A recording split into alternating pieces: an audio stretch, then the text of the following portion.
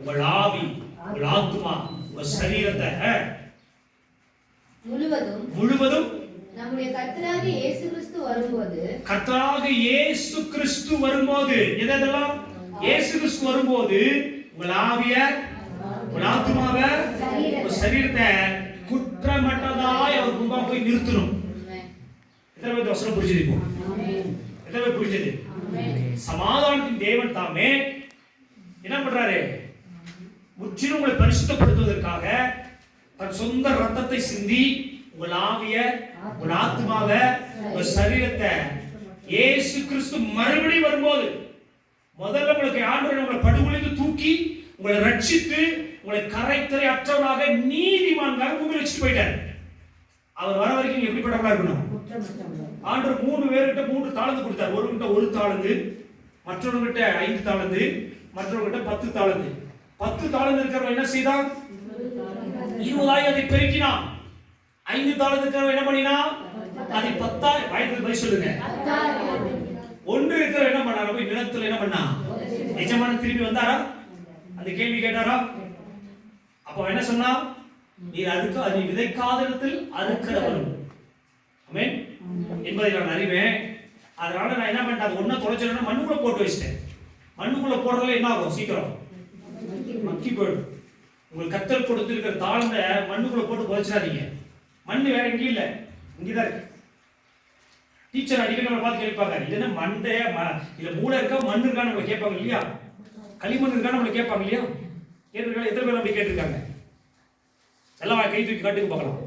அடிக்கடி என்னை கேட்டிருக்காங்க. அதான் முதல்ல நான் கை தூக்குறேன். ஆமென். நல்லா கவனித்து விடா. எப்போ பாஸ்ட் ஆனோ அப்போதான் என் மூளை செயல்பட ஆரம்பிச்சிது பாருங்க. ஸ்கூலில் படிக்கும்போது கூட செயல்படாத என்னோட மூளை பாஸ்ட் ஆகும்போது செயல்பட ஆரம்பிச்சிது. அது குறிப்பாக பைபிள் படிக்கும்போது செயல்பட ஆரம்பிச்சிது. ஆமென். அப்ப தேவன் உனக்கு ஒரு காரியத்தை கொடுத்துட்டு போயிருக்காரு. முதல்ல பாவத்தில் இருந்த உங்களை விடுதலையாக்கி உன் ஆவிய, உன் ஆத்மாவும் சரீரத்தை பரிசுத்தப்படுத்தி உங்க கையில ஒப்படைச்சிட்டு போயிருக்காரு. அடுத்து மணவாளன் வரும்போது நீங்க என்ன பண்ணணும்? குற்றமற்றவராய், வசனம் என்ன சொல்லுது? உங்கள் ஆவிய, இந்த வசனத்தை எல்லாம் மனப்பாடம் பண்ணிட்டு வரணும். என்ன பண்ணிட்டு வரணும்? ஒரு வாய்ப்பு அடுத்த வாரம் எல்லாம் நான் கேள்வி வசனத்தை பதில் சொல்லணும். சமாதானத்தின் தேவன் தாமே உங்களை முற்றிலும் பரிசுத்தமாக்குவாராக. ஏனெனில் உங்கள் ஆவி, ஆத்மா, சரீரம் கர்த்தராகிய இயேசு கிறிஸ்து வரும்போது அவர் முன்பாக என்ன பண்ணணும்? குற்றமற்றவராய் உங்களை காத்துக் கொள்வதற்காக உங்களை உண்டாக்கினார். அர்த்தம் உங்க ஆவி எவ்வளவு முக்கியம் நான் பேசினேன், ஆத்மா எவ்வளவு முக்கியம் பேசினேன், சரீரம் எவ்வளவு முக்கியம் பேசியிருக்கிறேன். சரி, தாண்டு சொல்றாரு, எண்ணத்தினாலே ஒவ்வொருவன் அபாத்திரமாய் இந்த பாத்திரத்தில் பானம் பண்ணும் பொழுது சில பேர் மரணம் அடைந்திருக்கிறாங்க. சார் அவங்க நடக்கட்டும். அல்லேலூயா, அல்லேலூயா, அல்லேலூயா. நல்லா கவனிச்சு கொள்ளுங்க. ஆண்டவர் வரும்போது இந்த 3 நீங்க என்ன பண்ணணும்? கரெக்டா அவர்கிட்ட ஒப்புவிக்கணும். எதை ஒப்புவிக்கணும்? ஆவிய, ஆத்மாவை, சரீரத்தை. ஏன்னா ஆண்டவர் உன்னை எகிப்தின் அடிமைத்தனத்திலிருந்து விடுதலை ஆக்கினதே உன்னை கானானுக்குள்ள வந்து வைக்கிறது தான். கானானுக்குள்ள உன்னை வைக்கிற நோக்கமே அடுத்து பரலோகத்துக்குள்ள கொண்டு போறது தான். புரிஞ்சுதுங்க? அதனால இஸ்ரவேல் ஜனங்க பிரமாணத்தை பிடிச்சிட்டாங்க. அடுத்த கட்டத்துக்கு மேல போக அவங்க விருப்பப்படவே இல்லை. ஆண்டவர் நோக்கம் கானானுக்குள் கொண்டு வந்ததே பிரமாணத்தை ஒழுங்கா வாழணும். அதுக்கு அடுத்த நோக்கம் கானானிலிருந்து ஆண்டவர் ப்ரமோஷன் கொடுக்குறாரு, பரலோகத்துக்கு கொடுக்குறாரு. அல்லேலூயா. இதான் நோக்கம். இப்போ ஆல்ரெடி தேவராஜ்யத்து உங்க சிந்தை தேவராஜ்யத்தின் மேல இருக்கான்னு நான் கேட்டேன், பிரசங்கித்து இருக்கிறேன். உங்க சரீரம் தேவராஜ்யத்துக்காக பயன்படுதுதான் கேட்டிருக்கேன். வார்த்தை ஊழியம் செய்ய யாராவது வாங்கினா ஒரு போன சண்டே சர்ச்சுக்குள்ள வந்தோம், திரும்பி இந்த சண்டே சர்ச்சுக்குள்ள வந்திருக்கிறோம். இடப்பட்ட நாட்கள் எந்த ஊழியம் நடக்குது, ஒரு விசுவாசி கூட கூப்பிட்டு பாஸ்டர் எப்படி இருக்கிறீங்க, என்ன பண்றீங்க, திங்கக்கிழமை அன்னைக்கு புருஷோத்தம் நாயை மட்டும்தான் எனக்கு ஒரு கால் பண்ணார். மற்ற ஒரு வருடத்துல கூட எனக்கு ஒரு ஃபோன் கூட வரல. எப்படி இருக்கீங்க பாஸ்டர், ஊழியத்துக்கு எதுவும் வரீங்களா, ஏதாவது எப்படி இருக்கீங்க, சாப்பிட்றீங்களா, ஏன் நம்ம ஊழி பக்கமே வராமல் இருக்கிறீங்க, ஒரு விசுவாசி கூட எனக்கு கேட்கல பாரு. ஆனால் ஒரு 2-3 பேர் நான் அடிச்சேன், ஏன் வரல என்ன வரல நல்லா கேட்டேன். ஆனால் ஒரு விசுவாசி கூட பாஸ்டர் எப்படி இருக்கீங்க, ஏன்னா நான் நினைச்சேன் சபைக்கும் பாஸ்டருக்கும் கனெக்ஷனே இல்லாத மாதிரி இருக்கிறீங்க பாருங்க, உங்களுக்கும் பாஸ்டருக்கு எந்த தொடர்பே இல்லாத மாதிரி இருக்கிறீங்க பாருங்க. அப்போ உங்க வைக்கியம் வேற எங்கேயும் ரொம்ப ஸ்ட்ராங்கா இருக்கு, வேற எதுவும் மேலே ரொம்ப இன்வால்மெண்டா இருக்கிறீங்க இல்லையா? கரெக்ட் தானே? செய்திக்கு போவோம், கவனிச்சு பாருங்க. இன்னைக்கு தேவ ராஜ்யத்துல உங்க ஆவி எவ்வளவு முக்கியம் பார்க்க. கிங்டம் ஸ்பிரிட் பத்தி பேச போறேன். இன்னையோட கூட இந்த செய்தி அழகா முடிக்க போறேன். கவனிச்சு கொள்ளுங்க. கிங்டம் ஸ்பிரிட் சொல்லுங்க பார்க்கலாம். என்னன்னு சொன்னேன்? முதல்ல தலைப்பு என்ன? Kingdom of God. எதை பத்தி சொன்னேன்? முதல் ஸ்டாரி சொன்னேன். எது நம்மளோட மைண்ட் எது மேல இருக்கணும்? Kingdom mind. அல்லேலூயா. அப்படின்னா உங்க சிந்தை தேவ ராஜ்யத்தை கட்டுகிறது மேல இருக்கணும். இரண்டாவது பிரசங்கிச்ச உங்களோட சரீரத்தை கர்த்தர் எதுக்கு உண்டாக்கி கொடுத்தார்னா தேவ ராஜ்யத்துக்காக கட்டப்படுவதற்காக உங்க சரீரத்தை கர்த்தர் கொடுத்தார். உங்களுக்கு பலனை கொடுத்திருக்கிறது, உங்களுக்கு சத்துவத்தை கொடுத்திருக்கிறது, உங்களுக்கு சரீரத்துக்கு நல்ல சுகத்தை கர்த்தர் கொடுத்திருக்கிறது, தேவனுக்காக ஊழியம் செய்வதற்காக. கொஞ்சமாவது உணர்வோட போக இந்த வாரத்தில் அட்லீஸ்ட் சபைக்காகவோ கர்த்தர் ராஜ்யத்திற்காகவோ ஊழியத்திற்காகவோ கொஞ்சமாவது பிரயாசப்படுங்க. கொஞ்சமாவது உடம்பு கொஞ்சம் வளைச்சு கொடுங்க. புதன்கிழமை எல்லாம் வீட்டில் தான் உட்காந்து நல்ல டிவி நாடகம் பார்த்துருக்கோம். புதன்கிழமை பிரேயர் வந்து தயவு செஞ்சு உட்காருங்க. வந்து உட்காந்து கொஞ்ச நேரமா டைம் ஸ்பெண்ட் பண்ணுங்க ஆண்டவரோடு விட. மூன்றாவது என்ன சொல்லப்படுதுன்னா தேவ ராஜ்யத்தின் மேல தேவனோட ஆவி. அல்லேலூயா. கிங்டம் ஸ்பிரிட் சொல்லுங்க பார்க்கலாம். ஆண்டவர் சொல்றாரு ஆவி, ஆத்மா, சரீரம். நான் ஆத்மா பற்றி பேசிட்டேன், ஆவி பற்றி பேசிட்டேன். இப்ப தேவனுடைய ஆவியை பற்றி உங்களோட கூட என்ன பண்ண போறோம்? பேச போறோம். என்ன சொல்லப்படுகிறது? சங்கீதம் 34:18 நாம் வாசிக்க போகிறோம். 1-2 வசனத்தோடு கூட நான் சில எக்ஸாம்பிள் சொல்லி நான் முடிக்கிறேன். வாசிக்கிறது வேகமா. சங்கீதம் 34:18 வாசிங்க. நொறுங்குண்ட இருதயம் உடையவர்களுக்கு கர்த்தர் சமீபமாய் இருந்து நறுங்குண்ட ஆவி உள்ளவர்களை ரட்சிக்கிறார். நறுங்குண்ட ஆவி உடையவர்களை கர்த்தர் என்ன பண்றாரா? நல்லா கவனிங்க. நொறுங்குண்ட இருதயத்தையும் நறுங்குண்ட ஆவியையும் கர்த்தர் ரட்சிக்கிறார். அல்லேலூயா. சில பேருக்கு இப்படி மைண்ட் இருக்கும். என்ன தெரியுமா? தூங்கி கொண்டிருக்கும் போது அவங்க ஆத்மா என்ன பண்ண தெரியுமா? தேவனோட கூட பேசிட்டு இருக்கும். ஆவி பேசிட்டு சில இடத்துல. சில ஆவி சில ஏதோ கனவு கண்டுட்டு இருக்கும். ஆவி ஏதோ விழிப்பா இருக்கும். ஆனா சரீரம் தூங்கிட்டு தான் இருக்கும். ஆனா ஆவி விழிச்சிட்டு தான் இருக்கும் பாருங்க.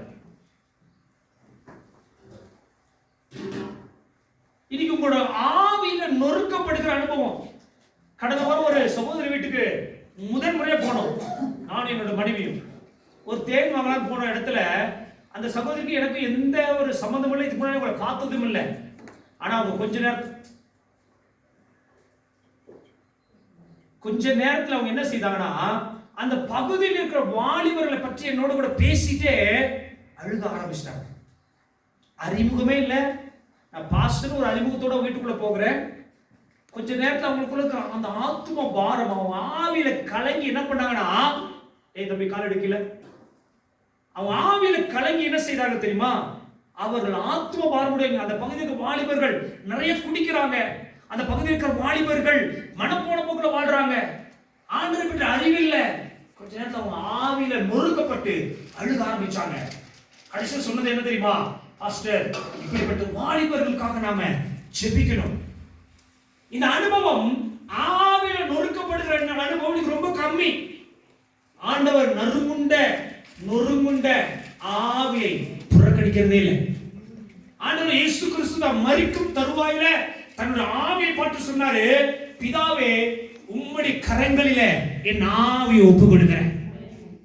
அவர் மரணிக்கிற தருவாயில கூட தன் ஆவியை பிதாவின் இடத்துல கொடுப்பதற்கு ரொம்ப கவனமா இருந்தார். இன்னைக்கு உங்க ஆவியை பற்றி உங்களுக்கு கவனம் இருக்கா? உங்க ஆவி எது நோக்கி செயல்படுதுங்கிறத யோசிக்கிறீங்களா? நல்லா எவ்வளவு பெரிய சரீரமா இருந்தாலும், எவ்வளவு பெரிய மன தைரியமுடைய மனுஷனா இருந்தாலும், ஆவியில ஒரு சின்ன பிரச்சனை வந்துச்சு வச்சுக்கோங்க, உடனே மனுஷன் என்ன பண்ணுவான் தெரியுமா? கலங்கி போகும். ஏன் பிரதர் ரொம்ப கஷ்டமா? ஏன் மனசே சரியில்லை பாஸ்டர், மனசே சரியில்லை சிஸ்டர், மனசுல ரொம்ப கவலை பாரம், என்னால எதுவுமே பண்ண முடியல, என்னால ஜெபிக்க முடியல, என்னால வேத வாசிக்க முடியல, என்னால சர்ச்சுக்கு வர முடியல. காரணம் தெரியுமா? உன் ஆவி உற்சாகம் அல்ல. ஆவியில ஒரு எழுப்புதல் இல்லைன்னா உன்னால கர்த்தரை எழுப்பிடிக்க முடியாது. உன்னால கர்த்தரை ஓட முடியாது. கர்த்தரோடு கூட ஒரு ஆவி இணைக்கப்படலைன்னா உன்னால கர்த்தரை ஊழியம் செய்ய முடியாது. இன்னைக்கு உங்க ஆவி உங்களோட வேலையோடு கூட உலகத்தோடு கூட மற்ற ஏதோடு கூட இணைக்கப்பட்டிருக்கிறனாலதான் முடிச்ச உடனே நம்ம அதை நோக்கி ஓடுறோம். ஆவி ரொம்ப முக்கியம். அவர் நொறுங்குண்டதுமான ஆவியை என்ன பண்றது இல்லை, அவரு புறக்கணிக்க மாட்டார். அங்க சங்கீதம் என்ன சொல்லுது? வாசிக்க போறோம். நொறுங்குண்ட இருதயம் உள்ளவர்களுக்கு கர்த்தர் சமீபமாயிருந்து நொறுங்குண்ட இருதயம் நறுங்குண்ட ஆவி இவர்களுக்கு கர்த்தர் எப்படிப்பட்டவராக ரொம்ப க்ளோஸா இருக்கிறார். அல்லேலூயா. ஆவியில கடினமா இருக்கிறோம், இருதயத்துல கடினமா இருக்கிறோம், கர்த்தர் செவி கொடுக்கவே மாட்டார்.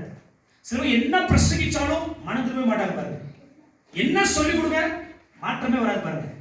சர்ச்சுக்குள்ள நல்லா தான் கேட்டுட்டு போவோம், பிரசங்கம் சூப்பராச்சு, இவர் பாடினது சூப்பராச்சு, இவர் பிரசங்கிச்சு சூப்பராச்சு, கமெண்ட் நல்லா இருக்கு, ஆனா ஆவியில மாற்றம் இருக்கா? இவ்வளவு சொல்லி இருக்கிறேன், உங்க ஸ்பிரிட் இந்த வார்த்தை போய் எந்த அளவுக்கு உற்சாகமா கத்துக்குள்ள நீங்க கொண்டு வரீங்கன்னு உங்களை நீங்க ஆராய்ச்சி பாருங்க பார்க்கலாம். நான் உங்களுக்கு ஒரு டெஸ்ட் கொடுக்குறேன் இந்த வார்த்தையில. உங்க ஆவியை எந்த அளவுக்கு நீங்க கர்த்தருக்குள்ள உற்சாகப்படுத்துறீங்கன்னு உங்களை நீங்க கொஞ்சம் ஜஸ்ட் சிந்திச்சு பாருங்க பார்க்கலாம். நான் ஒண்ணு சொல்லுவேன், இங்க இருக்க எல்லாருமே உங்களுடைய சுயமான ராஜ்யம், உங்க குடும்பம், உங்க பிள்ளை, உங்க வேலை, உங்க வருமானத்தை அதை பில்ட் பண்றதுல உங்க ஆவி உற்சாகமா இருக்கு. உங்க ஆவி எதுவுமே தேவ ராஜ்யத்தை கட்டுவதற்கு உற்சாகமே இல்லை, அதை பத்தி சிந்திக்கிறதே இல்லை. அப்படி சிந்திச்சீங்கன்னா உங்க ஆவி இங்க சபையில எப்போ என்ன ஓடி ஓடி வருவோம். உன் ஆவி சும்மா இருக்காது, போய் ஜெபம் பண்ண சொல்லுவாங்க, எழுப்பு எழுப்பு. உன் ஆவி என்ன பண்ண தெரியுமா? எழும்ப ஆரம்பிக்கும். நீ அப்போஸ்தலர் நடபடிகள் 5ஆம் அதிகாரம் 6ஆம் அதிகாரம் 7ஆம் அதிகாரம் ஒரு மனுஷனை குறித்து சொல்ற, அந்த மனுஷன் பேர் ஸ்தேவான். அவன் என்ன செய்யறான் தெரியுமா? சாதாரண பந்தி விசாரிப்புக்கு அழைக்கப்பட்டவன். சாப்பாடு போடுற வேலை, பந்தி விரிவுல நீங்க திருமணத்துக்கு போனா கேட்டரிங் பாய்ஸ் எப்படி செய்வாங்க? ஒரு சாதாரண ஒரு catering boy, he just a catering boy. சாதாரணமாய் உணவை பரிமாறுவதற்காக அழைக்கப்பட்ட ஒரு மனுஷனுக்குள்ள ஆவி எழுப்புதல் அடைந்து செய்தவன் என்ன தெரியுமா? கர்த்தருக்காக ஊழியம் செய்வதற்காக தன்னை உற்சாகப்படுத்த ஆரம்பிக்கிறான். கொடுக்கப்பட்ட பொறுப்பை தாண்டி கர்த்தரோட ஊழியத்துக்காக என்ன பண்றது தெரியுமா? தன் ஆவியை திருப்புகிறான்.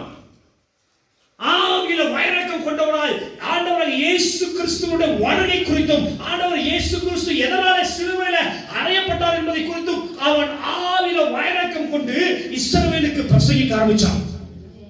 நடந்த தெரியுமா? பெரிய லாங் மினிஸ்ட்ரி எல்லாம் அவனால பண்ண முடியல, பெரிய சபை கட்ட முடியல, அவனால பெரிய பெரிய ஃளைட்ல போறவனால ஊழியம் செய்ய முடியல. அவனோட ஊழியம் வெறும் ஷார்ட் மினிஸ்ட்ரி, கொஞ்ச கால ஊழியம் தான். ஆனா அந்த கொஞ்ச கால ஊழியத்துக்காக தன் நாவை என்ன பண்ண தெரியுமா? வைராக்கியமா எழுப்ப ஆரம்பிச்சான். யார் அவனுக்கு போதிச்சது? யார் அவனுக்கு கற்றுக் கொடுத்தது? அவன் முன்பாக இருந்த அந்த 12 அப்போஸ்தலர்களும் ஆண்டவர் இயேசு கிறிஸ்துவோட மரணத்தினுடைய தாக்கமும் இந்த ஸ்தேவானுக்குள்ள ஆவியில ஒரு வைராக்கியத்தை உண்டாக்குனுச்சு. இன்னைக்கு நிறைய நேரங்கள்ல சபையில விசுவாசிகள் வந்து ஒரு ஜஸ்ட் ஒரு கணக்குக்காக வந்து உட்கார்ந்திருக்கமே தவிர ஆவியில வைராக்கியம் கொள்கிற எத்தனை பேர் இருக்கிறோம்? இயேசுக்காய் வைராக்கியம் பண்றதுக்கு எத்தனை பேர் இருக்கிறோம்? கர்த்தருக்காய் வைராக்கியம் பண்றதுக்கு எத்தனை பேர் இருக்கிறோம்? ஆண்டவருக்காக ஜீவனை கொடுக்கிறதுக்கு எத்தனை பேர் இருக்கிறோம்? எத்தனை பேருடைய ஆவி இந்த காலவேளையில ஆண்டவருக்காக எதையும் செய்வதற்கு ஆயத்தமா இருக்கிறோம்? பேரளவுல உதட்டளவுல என்ன பண்ணுறது? இந்த ஆண்டவர் ஏற்கனவே நமக்கு வசனம் சொல்லிக்கிட்டு தெரியுமா? இந்த ஜனம் தங்களுடைய உதடுகளினாலே இதை கடன் பண்ணுகிறார். ஆமென். என்ன இதெல்லாம் கடன் பண்றாங்க? ஆண்டவர் நல்லவர், ஆண்டவர் நல்லவர். ஒரு 100 ரூபாய் கிடைச்சா கர்த்தருக்கு ஸ்தோத்திரம், கர்த்தர் நல்லவர். அந்த இருதயம் அவருக்கு தூரமா இருக்கு, ஆவி அவரோடு கூட இணைக்கப்படவே இல்லை. ஆண்டவர் இந்த பூமியில ஆதாம் செய்த பாவத்திற்காக 2ஆம் ஆதாமா ஏன் வந்து மரிச்சார் தெரியுமா? முதல் ஆதாம் தேவனோடு கூட இருக்கிற ஐக்கியம், அந்த ஆவி அவரோடு கூட இணைக்கப்பட்டிருந்தத இந்த பாவம் என்கிற பிரிவினை தேவனோடு கூட என்ன பண்ண முடியல? திரும்ப இணைக்கப்பட முடியல. அவனால தேவனை சந்திக்க முடியல, அவனால இருதயத்துல சமாதானம் இருக்க முடியல. எப்படியாவது ஆண்டவரை சந்திக்க முயற்சி பண்ணா ஆண்டவருக்கு வெளிப்படவே இல்லை. அவன் எப்படியெல்லாம் ஆண்டவருக்குள்ள மீண்டும் அந்த உறவை எப்படியெல்லாம் சரிப்படுத்த நினைச்சா, விக்கிரகம் உண்டு பண்ணி பார்த்தான், கோயில்களை கட்டி பார்த்தான், தொழுது கொள்ள பார்த்தான், ஆண்டவரோடு கூட இணைக்கப்பட முடியவில்லை. அல்லேலூயா, அல்லேலூயா. ஆனா ஆண்டவர் இந்த பூமிக்கு வந்த நோக்கம் ஆண்டவருக்கும் மனிதனுக்கும் ஆவியில் ஒரு கதையா, அந்த தெய்வீக உறவு இருக்குது பாத்தியா? மீண்டும் எந்த ஆதாம் பட்டதோ 2ஆம் ஆதாமாகிய இயேசு கிறிஸ்து மூலமாய் அந்த சாக்கியத்தை உங்களுக்கு இருக்கிறார். அந்த இயேசு கிறிஸ்து என்கிற ரட்சகர் மூலமாய் தான் எந்த பிரசனத்தை, அபிஷேகத்தை, அந்த ஆவியை நாம் உடைக்கப்பட்டமோ பிரிக்கப்பட்டமோ அந்த உறவை கர்த்தர் மீண்டும் புதுப்பிக்கும்படி ஆண்டவர் வந்தார். இயேசு கிறிஸ்து வந்ததனால தான் இன்னைக்கு உங்களுக்குள்ள இருக்கிற ஒரு தெய்வீக சமாதானம் உண்டாயிருக்கிறது. ஆமென். உலகத்தை எப்படி அவன் திருப்தி அடைய தெரியுமா? அவனுக்கு நல்ல பணம் வந்தா சந்தோஷமா இருப்பான், பணம் இல்லைன்னா வருத்தமா இருப்பான். குடும்பத்துல பிரச்சனை இல்லைன்னா சந்தோஷமா இருப்பான், பிரச்சனை வந்துச்சு சொன்னா ஆவில உடைஞ்சு போவான். ஆனா இங்க இடியே விழுந்தாலும் நம்முடைய வாழ்க்கையில நம்ம ஆவில ஒரு கலக்கம் வராது. ஏன் தெரியுமா? அதை ஆளுகிறவர் சமாதானத்தின் தேவன். அந்த ஆவிக்கு சொந்தக்காரர் சமாதானத்தின் தேவன். உங்க ஏதோ பெரிய வல்லமையான பிரசங்கத்தை கொடுத்து உங்களை உற்சாகப்படுத்த நினைக்க வேண்டாம். இன்னைக்கு உங்க ஆவி தேவனை விட்டு விலகி இருக்கு. புரியுதா? நம்மளை பார்த்து யாராவது சொல்லுவாங்க, யாராவது சொல்ல வச்சுக்க, இன்னும் வாழ்க்கை ஒழுக்கமாவே இல்லை அப்படின்னு நம்ம சொன்னா நமக்கு உடனே என்ன வரும்? ஐயோ ஏன்டா இப்படி சொல்றாங்களே, நமக்கு என்ன பண்ணுவோம் இல்லையா? அதே போல நீங்க நான் உங்களுக்கு சொல்றேன், உங்க ஆவி தேவனோடு கூட இணைக்கப்படலை. ஆதாமும் ஏவாளும் ஆண்டவரோடு கூட தெய்வீக அந்த உறவை துண்டிச்சதுக்கு அப்புறம் அவங்கள திரும்ப அந்த சமாதானம் என்ன நினைச்சாங்க தெரியுமா? ஆண்டவரோடு கூட இருக்கிற அந்த உறவை காட்டில அந்த பழம் மேன்மை பிசாசு மேன்மைப்படுத்திட்டான். அப்புறம் தான் யோசிச்சான், அந்த பழத்துல இல்லடா சந்தோஷம், தேவனோடு கூட இருந்த அந்த ஆவியில இணைக்கப்பட்டது பாரு, இதன் மூலமா தான் அந்த சந்தோஷம் வாழ்க்கையிலங்கிறத அதுக்கப்புறம் தான் உணர ஆரம்பிச்சான். தேடி பார்த்தான், ஓடி பார்த்தான், என்னென்னமோ செய்து பார்த்தான், அவனால தேவனோடு கூட இணைக்கப்பட முடியல. இன்னைக்கு ஆண்டவர் இந்த சாக்கியத்தை எதன் மூலமா திரும்பி கொடுத்தா தெரியுமா? இந்த பூமிக்கு இறங்கி வந்து தன் ஜீவனையும் தன் சரீரத்தையும் தன்னுடைய ஆவியும் பிதாவின் கரத்தில் ஒப்பு கொடுத்து உனக்காக எனக்கு அடிக்கப்பட்டு சிந்தி ரத்தத்தின் மூலமாய் இந்த உடன்படிக்கை மீண்டும் இணைச்சிருக்கிறாரு. உங்களுக்காக எனக்காக எதன் மூலம் உண்டாக்கி இருக்கிறாரு? தன் ஜீவனை கொடுத்து இந்த பிரசனத்தை உங்களுக்கு கொண்டு வந்திருக்கிறார். தன் ஜீவனை கொடுத்து உங்கள் ஆவியை அவரோட ஆவியோடு கூட இணைக்க வச்சிருக்கிறார். அதனால்தான் ஆவியை நீங்கள் அவிழ்த்து போடாதீர்கள். என்ன பண்ணாதீங்க? ஆவி அவிழ்த்து போட்டோம்னு வச்சுக்குவேன், உன்னால உற்சாகமா இருக்கவே முடியாது, உன்னால ஜெபிக்க முடியாது, உன்னால வேத வாசிக்க முடியாது, உன்னால சபைக்கு உற்சாகம் வந்து ஊழி செய்ய முடியாது. அல்லேலூயா. ஆவி உற்சாகம் இருக்கிறதா ஊழி செய்ய முடியும். அதாவது அவர் சொல்றாரு, பவுல் எழுதுகிறாரு, ஆவிலே ஆனலாயிருங்க. என்ன சொல்றாரு? என்ன சொல்றாரு? பைபிள் படிக்க தெரியலனா கூட சொல்ற வசனத்தை ரிப்பீட்டடா சொல்லுங்க. ஆவிலே ஆனலாயிருங்க. ஆவில அனலா, ஆவில அனல் முட்டல சொன்னா உன்னால என்ன பண்ண முடியாது? உற்சாகமா இருக்க முடியாது. ஏன் சர்ச் உற்சாகமா வர முடியல? ஏன் சபையில போர் அடிக்குது? ஏன் ஊழியல போர் அடிக்குது? ஏன் கர்த்தனை போர் அடிக்கிறோம்? ஆவி நீங்க உற்சாகமா இல்ல. நிறைய பேருக்கு அபிஷேகத்துல நிரம்புகிற பழக்கமே இல்லை. நிறைய பேருக்கு அந்நிய பாஷை பேசுற பழக்கமே இல்லை. நிறைய பேருக்கு ஆவியானவர் செயல்படவே இல்லை. மாம்சத்துல ஜீவித்து கொண்டிருக்கும். இங்க சபைக்குள்ள உட்கார்ந்து இருக்கிற நாமும் ஒண்ணுதான், வெளியே உட்கார்ந்து இருக்க புறஜாதி ஒண்ணுதான். வேதம் சொல்லுகிறது, பிதாவாகிய தேவனை ஆவியோடு சொல்லுங்க, உண்மையோடும் தொழுது கொள்ள வேண்டும். How I will worship the Lord? எப்படி தேவனை தொழுது கொள்ளணும்? ஆவியில, உண்மையில. நீங்க நிறைய பேர் நான் ஆராதிப்பு பார்க்கிறேன், நல்ல ஆராதனை போயிட்டு இருந்தது, எனக்கு தெரியும், நல்ல ஆராதனை போயிட்டு இருந்தது. நிறைய பேர் வேடிக்கை பார்த்துட்டு இருக்கிறீங்க, நிறைய பேர் சின்ன பிள்ளைங்களை விளையாடிட்டு இருக்கிறாங்க. ஏன் தெரியுமா? தேவ ஆவியினாலே நிரப்பப்படுகிற அனுபவம் இல்ல. பரிசுத்த ஆவியினாலே நிரப்பப்படுகிற அனுபவம் இல்ல. ஆவியில நிரம்பி ஆண்டவரை ஆராதிக்க முடியல. காரணம், உன் ஆவி இன்னைக்கு அந்த உற்சாகத்தை இழந்து கிடக்குது. உன் ஆவி இன்னைக்கு அந்த அபிஷேகத்தை இழந்து கிடக்குது. உன் ஆவி இன்னைக்கு அந்த அக்கினியை அவிழ்த்து போட்டு கிடக்குது. இன்னைக்கு ஆண்டவர் இந்த வசனத்தின் மூலமாய் உன் ஆவி உற்சாகப்படுத்த விரும்புகிறார். ஆவிலே அனலாயிருங்க. ஆவில அனல் சும்மா வராதுங்க. வேத வாக்கியம் மூலம் தேவ ஆவியினாலே அருளப்பட்டிருக்கு. தேவ ஆவியானவர் இந்த வசனத்தில் எழுதினார். இந்த வசனத்தை நீ படிக்க படிக்க உனக்குள்ள ஆவியான ஒரு அனல் கொண்டு உனக்குள்ள எழுப்புதல் உண்டாக்குவார். அதனாலதான் நீ எழும்ப முடியாதபடிக்கு இந்த வேத வசனத்தை உன்னால என்ன பண்ண முடியல? வாசிக்க முடியல. எப்ப பைபிளை திறந்தாலும் உன்னோடு கூட ஆவியானவர் பேச ஆரம்பிக்கணும். எத்தனை பேர் அந்த அனுபவம் இருக்கு? பைபிள் திறந்தவன் ஒரு வசனத்து மூலமாவது அட்லீஸ்ட் என்னோட கூட ஆண்டவர் பேசுறாரு அப்படிங்கறத எத்தனை பேரால சொல்ல முடியும்? ஏன்னா ஏன் சொல்ல முடியல தெரியுமா? நாங்களாம் பைபிளை திறக்காத கூட்டம். பைபிளை திறந்து படிக்காத கூட்டம். பைபிள் என்ன, எரேமியா என்ன சொல்லுது, எசேக்கியேல் என்ன சொல்லுது, தானியேல் என்ன சொல்றாரு, மத்தேயு என்ன சொல்றாரு, மார்க் என்ன சொல்றாரு என்பதை ஜெனரல் நாலேஜா தெரியாத ஒரு கூட்டம். பைபிள் காலேஜில் படிச்சுட்டு வந்ததுனால நான் பிரசங்கிக்கிறேன் சொன்னா அது முட்டாள்தனம் இல்ல. நான் பைபிள் காலேஜ் படிச்சுட்டு வந்ததே நம்ம ரட்சிக்கப்படுறதுக்கு மட்டும் தான் அதை ஒப்பு கொடுத்தேன். அதுக்கப்புறம் என் வாழ்க்கையில பைபிள் திறந்து படிக்க தான் ஆண்டு என்னோடு கூட ஊழியம் செய்ய ஆரம்பிச்சேன், இடைப்பட ஆரம்பிச்சேன். பட் நம்ம பைபிள் காலேஜ் படிக்கிறது ஒரு டிசிப்ளின். ஆமென். அங்க சில ஆழங்களை கற்றுக்கொள்ளலாம். ஆனா அந்த ஆழங்கள் எல்லாம் வந்து ஏதோ ஒரு இடத்துல பயன்படுத்தலாம். ஆனா ஆவியானவர் கொடுக்கிற சத்தியம் அது தேவ ஆவியானவரோடு கூட அதை திறந்து படிக்க தான் அந்த வார்த்தைகள் உங்களுக்கு வெளிப்பட ஆரம்பிக்கும். வேத வசனம் எல்லாம் தேவ ஆவியினாலே அருளப்பட்டிருக்கு. ஆவியானவர் அக்கினியாய் ஒரு மனுஷனுக்குள்ள வந்து ஜீவிக்க விரும்புகிறார். நல்லா கவனிங்க. தேவனோடு கூட ஆதாமும் ஏவாளும் இருந்த உறவை பிசாசு பாவத்தை கொடுத்து தடுத்துட்டான். ஆனா ரெண்டாவது முறை ஆண்டவர் என்ன பண்ணாரு தெரியுமா? ஒரு மனுஷன் உங்க ஆவிய, உங்க ஆத்மாவை, உங்க சரீரத்தை பரிசுத்தப்படுத்துறது மட்டும் இல்லாம 40வது நாள் 50வது நாள் பெந்தேகோஸ்தே என்னும் நாள்ல அதே இயேசு கிறிஸ்து, எந்த இயேசு கிறிஸ்து 40 நாள்ல பரமேறி போனாரோ 50வது நாள்ல பரிசுத்த ஆவியானவராய் உங்களுக்குள்ளே வந்து எனக்குள்ளே வந்து வாசம் பண்ணி கொண்டிருக்கிறார். நல்லா கையை தட்டி நன்றி சொல்லுங்க. 40 நாள் வெறும் 10 நாள் தான் ஆண்டவர் பூமி விட்டு விலகி இருந்தாரு. பரலோகத்துக்கு போய் 50வது நாள்ல பரிசுத்த ஆவியானவராய் உங்களுக்குள்ளே வந்து எனக்குள்ளே வந்து நிரந்தரமா வந்து வாசம் பண்ணி கொண்டிருக்கிறார். ஒரு மனுஷனுக்குள்ள தேவ ஆவி இருந்தா அவனால் எப்படி கர்த்தரை விட்டு விலகி இருக்க முடியும்? எப்படி ஆலயத்துக்கு வராம இருக்க முடியும்? எப்படி ஜெபம் பண்ணாம இருக்க முடியும்? எப்படி தவறான முடிவுகள் எடுக்க முடியும்? எப்படி அவனால வந்து ஆண்டவருக்கு விரோதமாய் பாவம் செய்ய முடியும்? புரிஞ்சவங்களாமே சொல்லுங்க பார்க்கலாம். ஆமென். இது புரிஞ்சது?